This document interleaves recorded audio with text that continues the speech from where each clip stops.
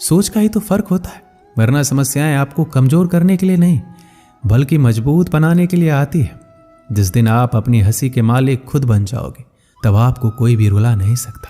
अगर कोई आपसे मांगे तो दे दिया करो, क्योंकि भगवान ने आपको देने वालों में रखा है, मांगने वालों में नहीं।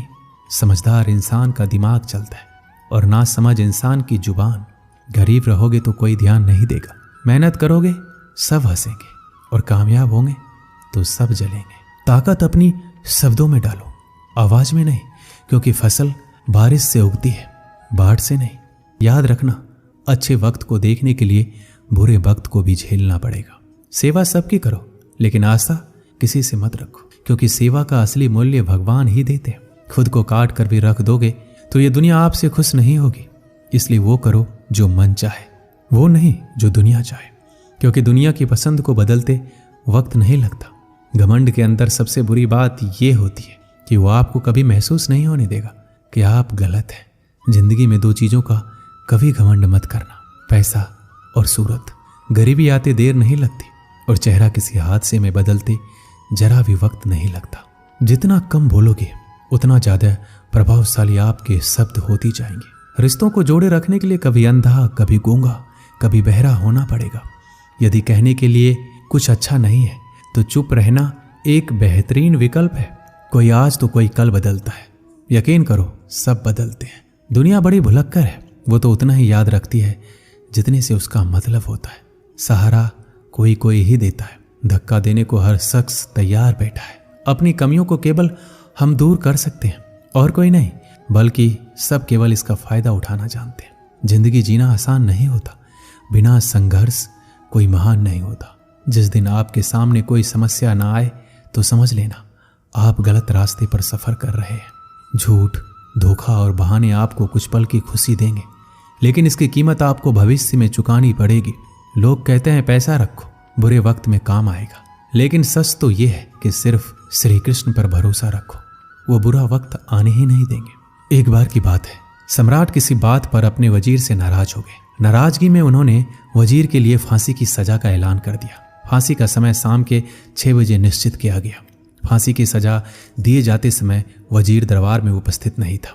सम्राट ने सैनिकों को आदेश दिया, जाओ जाकर वजीर को बता दो, शाम को ठीक 6 बजे उसे फांसी पर लटका दिया जाएगा। सम्राट का आदेश मान सैनिक की एक टुकड़ी वजीर के घर पहुंची। उसके घर को चारों ओर से घेर लिया गया। कुछ सैनिक घर के अंदर गए। अंदर जाने पर उन्होंने देखा कि वहां तो जश्न का माहौल है। उस दिन वजीर का जन्मदिन था। उसके घर पर रिश्तेदारों और दोस्तों की चहल पहल थी। संगीत बज रहा था, नाच गाना चल रहा था। पूरे घर में पकवान की खुशबू फैल रही थी। कुल मिलाकर वहां माहौल बड़ा खुशनुमा था। सैनिकों ने भरी महफिल में ऐलान कर वजीर को फांसी की सजा के बारे में बताया। ये भी बताया कि फांसी शाम 6 बजे दी जाएगी। ये ऐलान सुनकर वहां मौजूद हर शख्स हैरान रह गया। फौरन संगीत और नाच गाना बंद कर दिया गया। रिश्तेदार, दोस्त और परिवारजन उदास हो गए। तभी कमरे में छाई खामोशी में वजीर की आवाज गूंजी, ऊपर वाले का लाख लाख शुक्रिया कि उसने फांसी के लिए शाम 6 बजे तक का वक्त दे दिया। तब तक हम सब जश्न मना सकते हैं। वजीर की बातें सुनकर दोस्तों, रिश्तेदारों और परिवारजनों ने कहा, कैसी बात कर रहे हो? फांसी की सजा सुनाई गई है और तुम जश्न मनाना चाहते हो?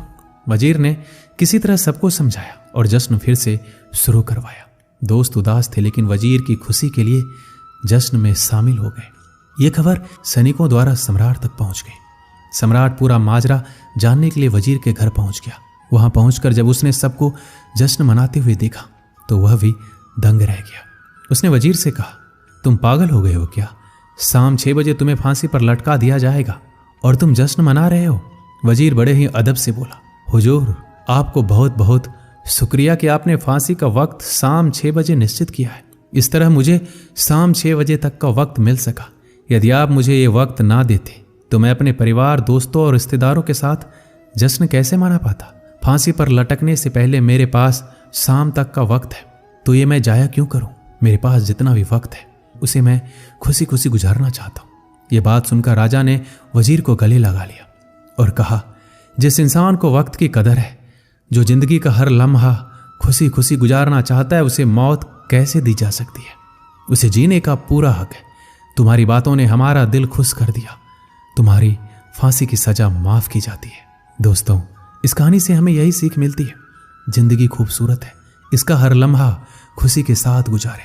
यह जरूर है कि जिंदगी में कई बार मुश्किलों से भरा वक्त सामने आ खड़ा होता है और हम परेशान हो जाते हैं। ऐसे में हम जिंदगी जीना ही छोड़ देते हैं। मुश्किलों से हारे नहीं, उसका सामना करें और खुशी के साथ करें। जो भी समय आपके पास है उसका पूरा सदुपयोग करें। ये जिंदगी बार बार नहीं मिलने वाली, इसे खुलकर जिएं। दोस्तों, इस वीडियो में बस इतना ही। मिलते हैं अगले वीडियो में। अपना ख्याल रखिएगा। जय श्री कृष्ण।